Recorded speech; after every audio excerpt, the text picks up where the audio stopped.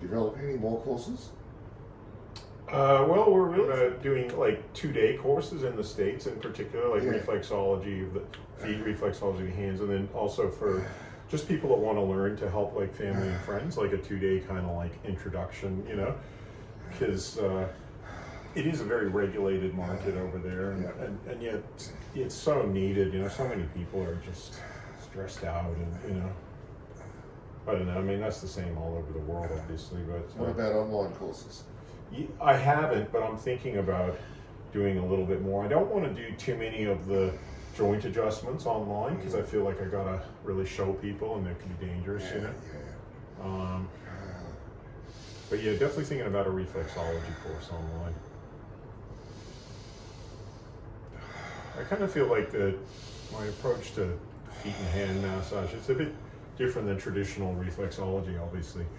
A lot more deep, but I think that it's the next generation of reflexology because it still has that impact upon the whole body, which is what reflexology means, you know, one part affecting another. And you can feel how like the toes, you know.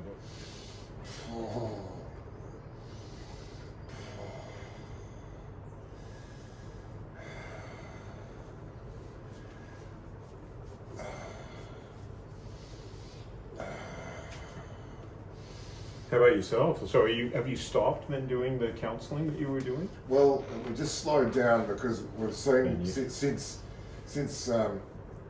COVID and even the last 12 months, people aren't responding the way they used to, and we're not holding people like we used to. They go. Some of them don't even get home. Oh right. And they're back on it. Oh right. Yeah. So ethically, it's like, okay, well, do you keep taking funds from people to try and help when they're not? You know, and it's the younger we've stopped taking them on because of that. Too early. So much in that drug. It's complicated. Wow. Because I never heard of that as a kid. I mean, that's I've only just heard of it in the last like 5 years or something. They're in the last stages in the States of a trial of a drug to an obstructor. It obstructs meth. They don't get high from it. Right. It's about a year to go. Okay. And that drug will be on the market. Right. Yeah, to stop them. So when they take the drug, they don't get high. Same thing. The synthetic heroin. Yeah. Is fentanyl? What is fentanyl? Fentanyl. It's an opioid. Oh, so it's like a heroin type but of like thing, 100 times stronger. 100 times stronger. Wow. That sounds dangerous. Yeah, and there are a lot of the mental health field's displaying now that every person that comes in, more than 50% of the people that come in are displaying anxiety, depression, and ADHD. Wow. And they're not responding to treatment. Wow. So they're just going to observe for a while, see what happens. Yeah. I think